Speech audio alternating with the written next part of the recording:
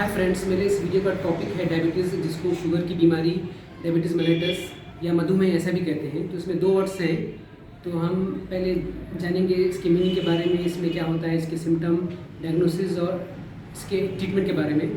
तो इसमें दो वर्ड्स हैं, डायबिटीज़ और मेलिटस। डायबिटीज़ वर्ड का मीनिंग होता है यूरिन का फ्रीक्वेंट होना, ज़्यादा होना, और मेलिटस का मीनिंग होता है स्वीट। तो इसमें यूरिन में शुगर का लेवल बढ़ जाता है, इसलिए इसको ऐसा नाम डायबिटीज़ मेलिटस स्वीट यूरिन ऐसा नाम दिया गया। तो हम जानेंगे इसमें होता क्या है। तो इसमें जो है शुगर जो है सेल्स में इंटर नहीं हो पाता, शुगर का लेवल ब्लड में बढ़ जाता है और शुगर एनर्जी में कन्वर्ट नहीं हो पाता, इसलिए पेशेंट को भूख लगती है। और इसमें जो सिम्टम्स हैं वो तीन हैं। मेन जो उसके तीन पीस है उसमें है पॉलीयूरिया, यानी कि यूरिन का ज़्यादा आना, फ्रिक्वेंटली आना, और पॉलीडिप्सिया यानी कि प्यास का ज़्यादा लगना, और पॉलीफेजिया यानी कि भूख का ज़्यादा लगना, और उसके साथ पेशेंट को वीकनेस और वेट लॉस भी होता है। इसमें पेशेंट को भूख ज़्यादा लगती है लेकिन उसका वेट लॉस होता है।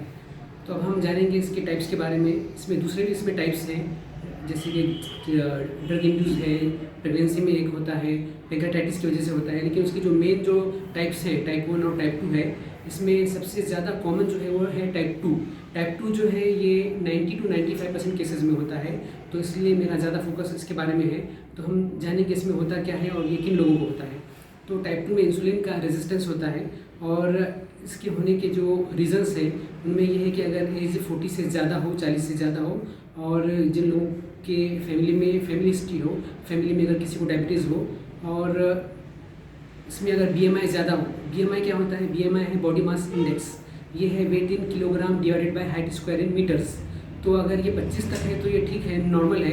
लेकिन अगर 25 से ज़्यादा है तो ऐसे पेशेंट को ओवरवेट बोला जाता है, और जिनका 30 से ज़्यादा है तो उनको ओबीस बोला जाता है। तो BMI ये नॉर्मल होना चाहिए, 25 के अंदर होना चाहिए, और फिजिकल एक्टिविटी होनी चाहिए, और स्ट्रेस नहीं होना चाहिए।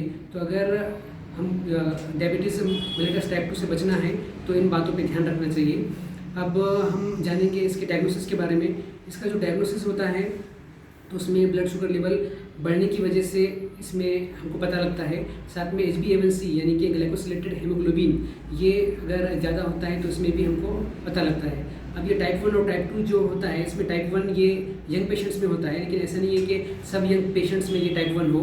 अगर यंग पेशेंट है तो उसमें टाइप 2 डायबिटीज़ मेलिटस भी हो सकता है। अगर फैमिली हिस्ट्री हो तो, अगर यंग पेशेंट है तो उसमें टाइप 2 भी हो सकता है, और टाइप 2 ये अडल्ट में होता है। अब हम जानेंगे इसके ट्रीटमेंट के बारे में। तो इसमें ट्रीटमेंट में मेडिसिन है और इंसुलिन है। मेडिसिन में अगर देखा जाए तो सल्फोनिल यूरियाज है, ग्लीमिपिराइड, और दूसरे हैं साथ में बाइगुआनाइड है, मेटफॉर्मिन, अल्फा ग्लूकोसिडेज इनिबिटर है, DPP4 इनिबिटर्स है। DPP4 इनिबिटर्स को ग्लिप्टिन्स भी बोलते हैं। साथ में इसमें थायरोलिडिनेडियोन्स है, जैसे कि पायोग्लिटाजोन, फिर इसमें SGLT2 इनिबिटर्स भी हैं। तो ये मेडिसिन है, और उसमें इंसुलिन है। इंसुलिन का जो है उसमें शॉर्ट एक्टिंग है, उसमें इंटरमीडिएट एक्टिंग है और लॉन्ग एक्टिंग है। शॉर्ट एक्टिंग में एस्पार्ट है, यूरिस्प्रो है, ग्लूलिसिन है। इंटरमीडिएट एक्टिंग में NPH है, और लॉन्ग एक्टिंग जो इंसुलिन है उसमें ग्लार्गिन है, डेटेमिर है, डेग्लूडेक है। तो ये ट्रीटमेंट की बात हुई, लेकिन मेरा जो ये टॉपिक है इसके बारे में मुझे ये बताना है कि टाइप 2 डायबिटीज़ मेलिटस के जो रीजन्स हैं उनके बारे में मैंने बताया है, और इसको अवॉइड करना है तो इसके लिए फिजिकल एक्टिविटी होनी चाहिए, BMI कम होना चाहिए। तो ये मेरा वीडियो जो था इस टॉपिक पे था, और मुझे उम्मीद है कि आप लोगों को ये अच्छा लगा होगा। अगर अच्छा लगा है तो प्लीज़ लाइक शेयर कीजिए। Thank you.